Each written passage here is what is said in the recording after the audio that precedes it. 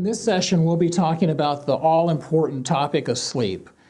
I'm Dr. Dexter Sherney. I'm a board-certified physician in lifestyle medicine as well as preventive medicine. I'm also the current president of the American College of Medicine. And sleep is a very important topic. We will go through it, and I will talk a little bit about where sleep, the role of sleep plays in overall health and lifestyle medicine in particular. I also want to leave you with some tips so that you can improve your sleep tonight based on this particular presentation. There was a famous Christian writer that once said, "Health is the reward of right habits." And indeed, there couldn't be anything more true. And so we want to make sure that everyone gets that reward of good health through better sleep. The slide that you're looking at now shows a list of conditions, chronic conditions for the most part. And what I want you to think about is that all of these conditions are very similar in that they are all lifestyle driven. And so they have a very common root cause, and that is lifestyle for the most part. And so that if we correct our lifestyle, we can actually not only improve one or two of these conditions, but most of these conditions. I want you to think about a plant that you might be growing in your garden, say broccoli or zucchini. And you know as a gardener that if you provide that plant with the right amount of sunshine, the right amount of water, the right nutrients in the soil, that by and large you're going to get a healthy plant.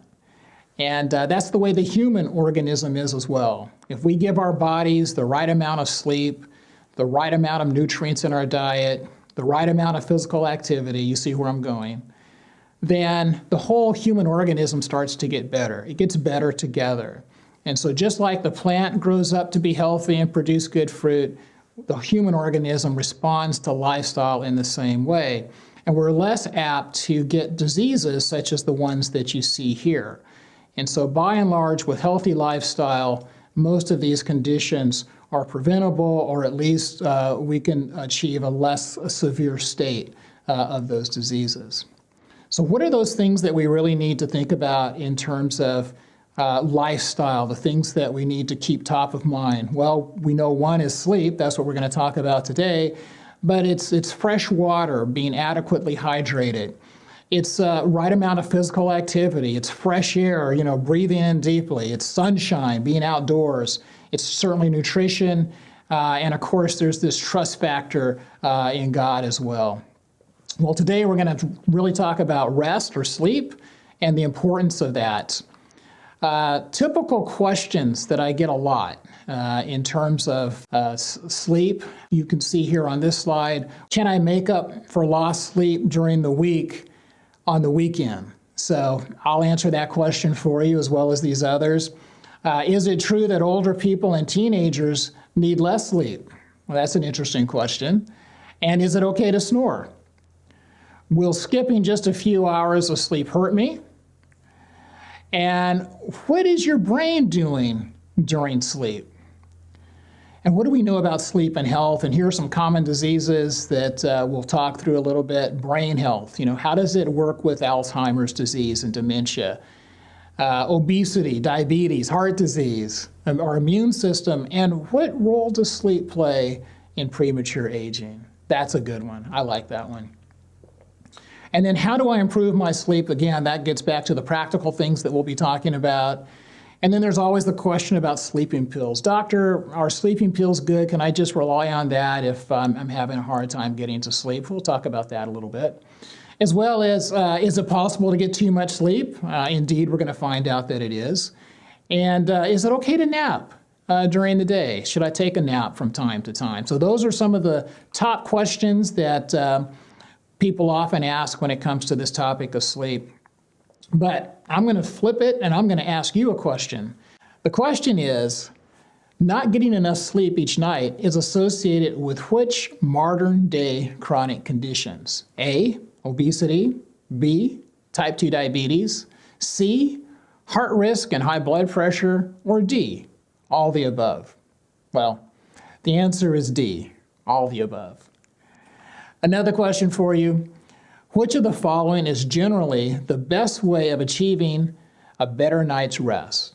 A, finishing each day off with a nightcap, spending more time outdoors each day, C, read in bed before retiring for the night, and D, eat a large meal an hour or so before going to bed.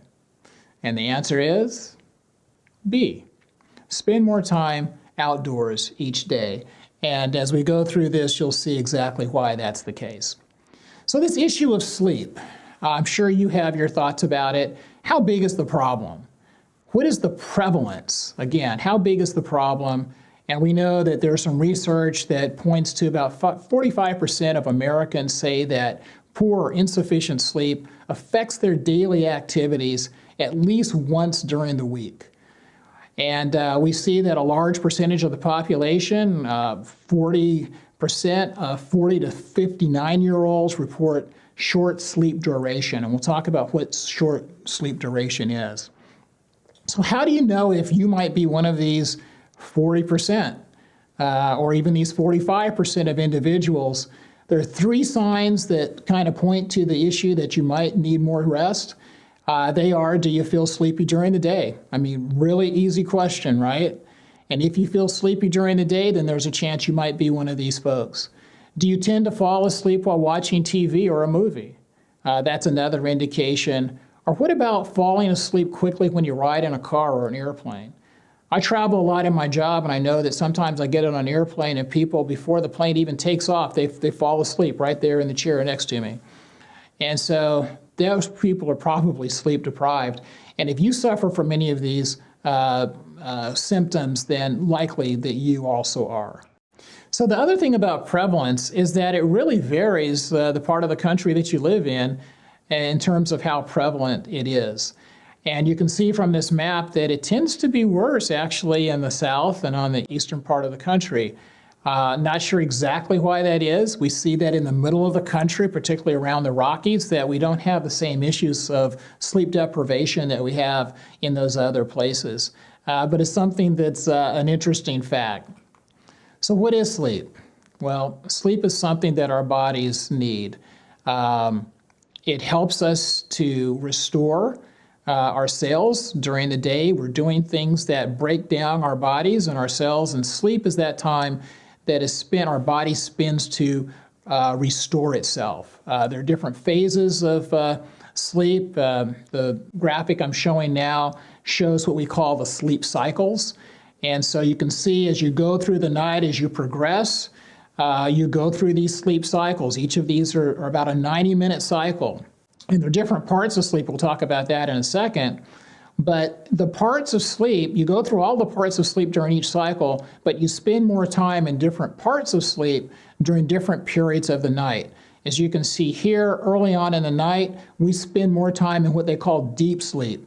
Later in the sleep, or before we wake up, we actually spend more time in what they call REM sleep, or rapid eye movement sleep. What the body is doing in each of those phases of sleep is very important. And there's a reason that the body cycles through that.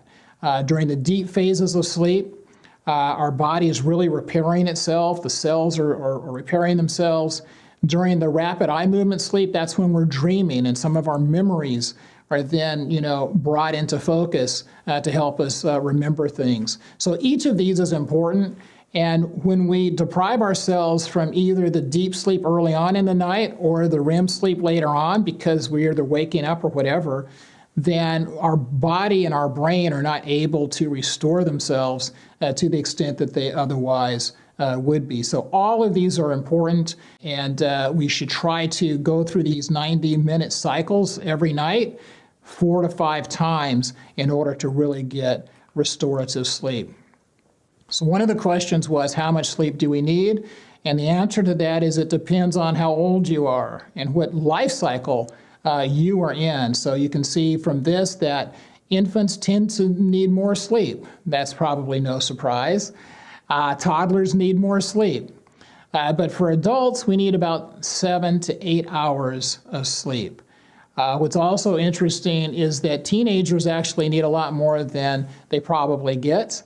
And what we see here is that if we get too little sleep or if we get too much sleep, either of those bookends can actually be damaging to our health. And so you can get too much, and you can also get too little, as we know. This particular graph is showing what happens in terms of mortality. That's actually death due to sleep deprivation. And you can see that it's almost like a U-shaped curve, which means that if you get too much, you tend to die earlier. If you get too little, you tend to die earlier as well, prematurely. And so what we want to do is we want to hit that sweet spot where you see the lowest mortality rate, and that is between, for adults, 7 and 8 hours.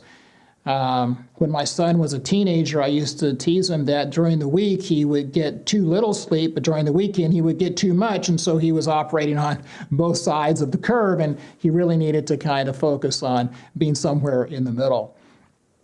They've done a number of studies, and they show, what I'm showing here are two graphs, one of how much sleep a person is getting and related to obesity. And we'll talk a little bit more about this, but what you should take away from this, and this is based on 100 publications on the topic, or over 100 publications, and it basically shows that as we decrease or reduce the amount of sleep that we get per night, we tend to increase our obesity levels. And so we live in a society where obesity is a problem. Could it be that it's because we're not getting enough restful sleep and restorative sleep?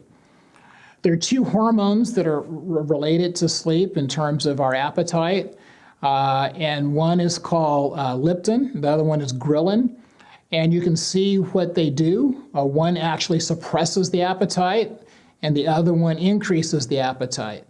The one that the term is ghrelin is the one that increases the appetite, and it's easy to remember because you think about your stomach growling, and so the ghrelin makes you think about hunger because your stomach's growling.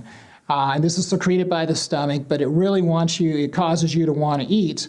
And the leptin, on the other hand, is secreted by your fat cells, and it's really trying to suppress your appetite. And so you need a balance of those two, right? You need to have some hunger, but you also need to be able to suppress your appetite. Well, unfortunately, a funny thing happens, not a funny thing, but an interesting thing happens is when you don't have enough sleep. And so if you look at this particular graphic, you can see that when you get enough sleep, your leptin level, which is a suppressor, is actually higher than your ghrelin. But if you switch that and you don't get enough sleep, then it just flips, and your ghrelin levels are actually higher than your leptin levels. And what that does is that's going to make you hungry. So if you don't get enough sleep, the bottom line is you're going to have more willpower because your appetite hormones are actually driving and pushing you to consume more. If we look at these studies across the board, what you will find is that it also affects our glucose tolerance, which is a precursor to type 2 diabetes, and so hence the relationship to type 2 diabetes and prediabetes. You can see that it mutes the acute insulin response as well, so our bodies don't respond to the insulin. As we mentioned before, it decreases the leptin levels, which is an appetite suppressor. So again, at a time that our body is now, because our leptin levels are low, telling us to eat more, our body is less able to tolerate those calories because we have lower glucose tolerance, and we also have a deficit in our insulin response. On the other hand, we're also being driven to eat foods that are probably not the best for us as well. So sleep and obesity, type 2 diabetes is a big thing. Here's a study that shows that if you sleep less than 6 hours a night, it could very well lead to type 2 diabetes. And that people that routinely sleep less than 6 hours a night have elevated blood sugar and are 3 times more likely than to get type 2 diabetes than those that are getting restful sleep. So if you suffer from type 2 diabetes, or if you're pre-diabetic, or it runs in your family, one of the things you should do, in addition to looking at what you're eating, obviously, and how much physical exercise you're getting, but you should really look at your sleep habits as well and talk to your doctor about that, because it's something that's very important to do.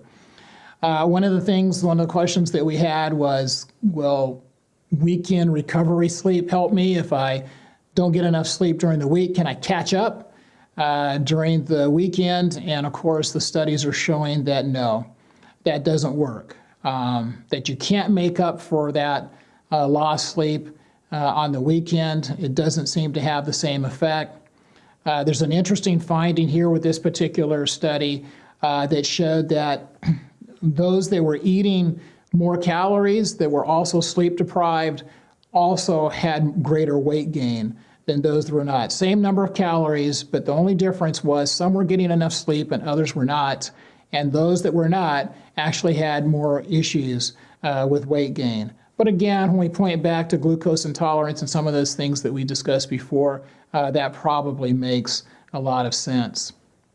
So you can't prevent this metabolic, what we call metabolic dysregulation, by trying to make up for it on the weekend. And one of the authors of this particular study says it's like social jet lag that we do to ourselves. So jet lag, we fly and we're in different time zones and we can feel that effect on our body. But when we're alternating how much sleep we get on the weekend versus the weekdays, it's almost like this social jet lag kicks in. And it's hard on our bodies. It plays a toll on our bodies as well. So we really need to think about how do we try to get constant amounts of sleep even on the weekend. So you can do some adjustment, maybe an hour later or an hour earlier, but we shouldn't have these broad differences and variances in when we go to sleep and when we wake up on the weekend versus during the week. So try to get more during the week and try not to get as much on the weekend, trying to make up and try to bring those two together and kind of close the gap. They've done studies on heart disease and the impact of not getting enough sleep on heart disease. And again, they found this association with weight as well as on blood pressure, the incidence of obesity, obviously, and sleep quality. And the other thing that's very interesting here is that they looked at coronary artery calcification, something they call the CAC, coronary artery calcification. And you can see on a percentage basis that those individuals that are getting less than 4 hours of sleep at night have a 45% higher rate of coronary artery calcification. And again, they adjust for everything else. They adjust for age, they adjust for diet. The only thing that's different is the amount of sleep that these individuals are receiving. And you can see in a linear fashion that as we get more sleep, the percentage of coronary artery calcification decreases, so that when we're at 8 hours of sleep, it's almost, it's in the single digits. And that's where we want to be. We don't want to add to our risk of having heart attacks and things like that because we're depriving ourselves of sleep. One of the things that we should keep in mind is that when we're not getting enough sleep, we put our body in a state of high alert. And so basically this is stress. We're putting stress on our body by not getting sleep. And if you think about what happens to you in other situations of stress, what happens? Well, our body puts out stress hormones.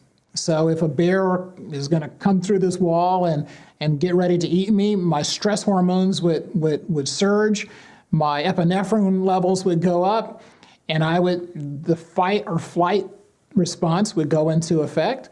And I would run away, or I try to fight the bear. And all of these things, these hormones help me to be stronger, faster. My eyes would dilate, and I want to get away from that threat, from that bear.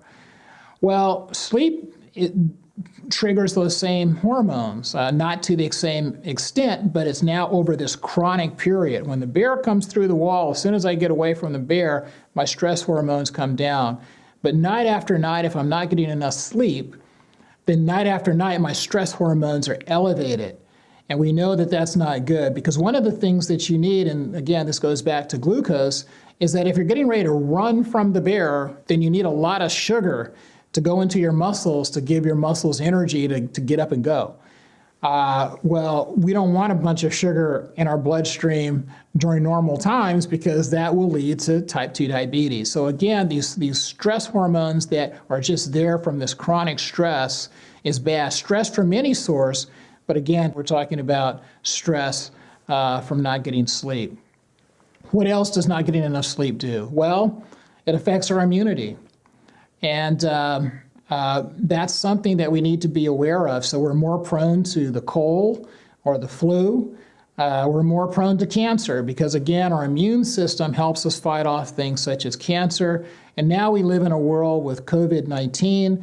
And so one of the things that we can do to help ourselves not either get the disease, or if we do get it, don't get as severe a case of the disease, is by improving our sleep, because this really helps our immunity. One of the things that we know about immune function is that if you think about soldiers in an army, you have a general and you have the soldiers. And the soldiers are directed to go and do battle on whatever that enemy might be. And in this case, the soldiers are our white blood cells, and the enemy are viruses, the flu, bacteria, whatever it may be, cancer cells.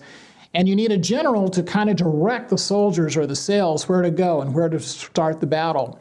There's the generals in this sense are called cytokines, and what you can see from the research is that when we don't get enough sleep, then the generals are as if they are drunk. They don't perform very well. They don't know where to direct the troops. And so the troops are just kind of out there doing their own thing. They're not really directed where they need to be because the cytokines are asleep or drunk or not doing their job of managing the troops. And that's the effect that we get by not having enough sleep. It also activates the immune system in the wrong ways.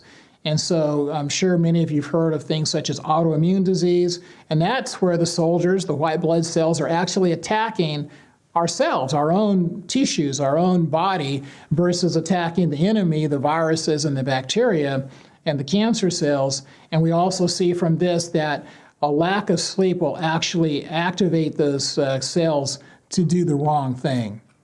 So very important. Again, one of the things we talked about before was stress. One of the things that stress does is it also affects our cells, the genes, I should say. And there's something on the end of genes called telomeres.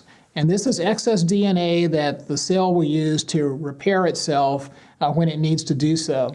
And as we age, the length of our telomeres, this excess DNA that we have to repair the cells, actually gets smaller and smaller. Well, one of the things we know about stress and sleep in particular is that if we're not getting enough sleep and we put our body under this stress, the telomeres actually shorten. So really what that is that's a proxy for premature aging. And so we need to be cognizant of that as well. Again, thinking about our immune systems, we know from the Harvard nursing study that they found using a large cohort that increased risk of colon cancer, breast cancer, heart disease, and diabetes was associated with not getting enough sleep. Now, this particular study, and if you look at the telomeres, the good news is that it is reversible. So if you're not getting enough sleep and you've shortened your telomeres, if you start to adapt and get more sleep, you can actually lengthen those telomeres. So it's reversible, and that's the good news. So I don't want anyone to feel discouraged because you think, oh, I haven't been getting enough sleep, and now I've premature aged myself, and I'm going to die of this or die of that chronic disease.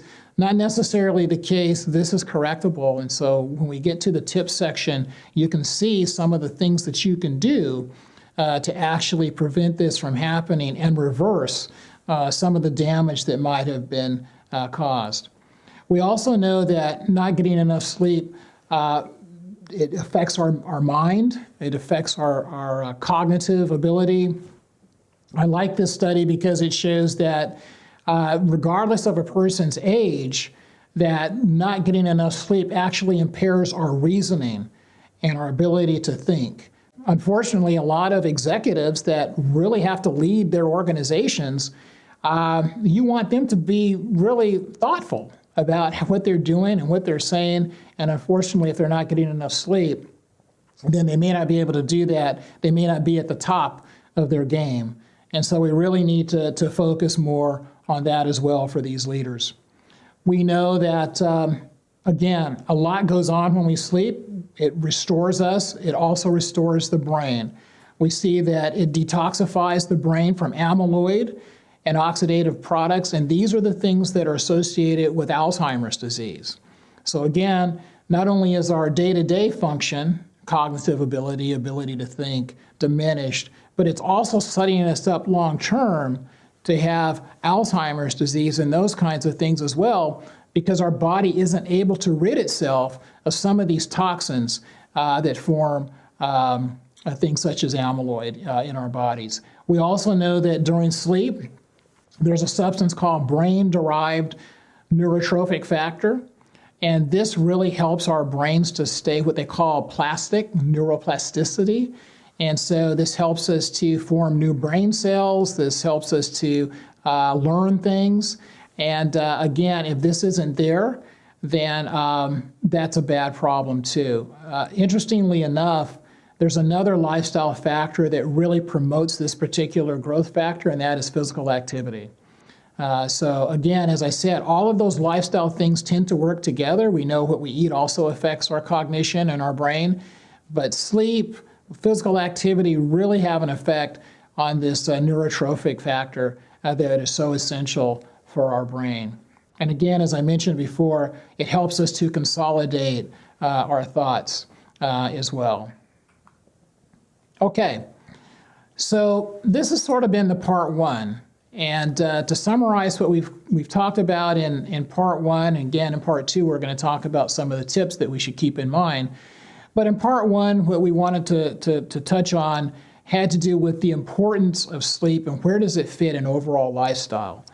And so we've seen that it promotes brain health. It cleanses the brain, reduces brain atrophy.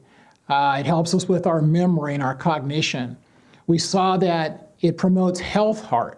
So the coronary artery calcification, this is when your blood vessels become clogged with cholesterol and calcium. It helps to do that, and also then it helps to manage our blood pressure and decrease our risk of heart disease. We know that it helps us with managing our stress, and this has effect on our premature aging of our telomeres that we talked about. We know that it helps to restore us, not just our brain, but also our body. We know that good sleep helps us with our appetite, how we use our energy, and how we control our weight. Who would have thought that managing your sleep would control your weight? Well, now we know. So we want to do that as well. We know that it helps us from not getting sick as often from those chronic diseases that I just covered, as well as our immune systems, again, helping us to resist the cold or the flu, things such as that.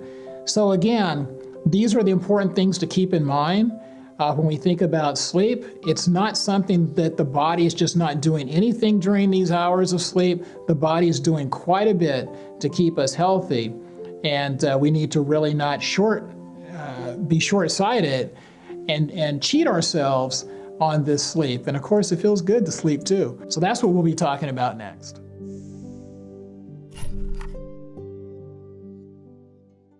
Hi everyone, we have a special gift for you. The Ministry of Healing is a book that shows you how you can improve your mental, physical, and spiritual health. It has excellent information about building a healthy and happy home. We're offering this book for free to the first 100 people who call us at 540-366-9400. But wait, that's not all. We would also like to offer you LifeSource magazine. This magazine will help you on your wellness journey. This issue has topics such as the power of a plant-based diet, how to make a switch to a plant-based diet, vitamin D, omega-3 fats, the smart fats, how to improve brain function, and many others. Plus, it has a whole section of delicious plant-based recipes with a picture for each. Again, we are only offering these special resources to the first 100 people who call us at 540-366-9400. So pick up the phone. You'll be glad you did.